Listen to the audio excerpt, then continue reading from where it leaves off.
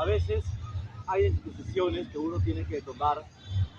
eh, Nunca te dejes desmotivar si que tienes un proyecto, una idea, ya sea de algún negocio, no sé, de repente quieres estudiar una carrera y tu familia no está de acuerdo, te aconsejo que no te desmotives, que sigas adelante con tu idea, con lo que tú quieres lograr, porque si de repente te dejas llevar por lo que diga la gente, por lo que dice tu familia, por la opinión de los demás, y no sigues lo que tú quieres, de repente te vas a arrepentir más adelante y vas a decir, ¿por qué no lo hice?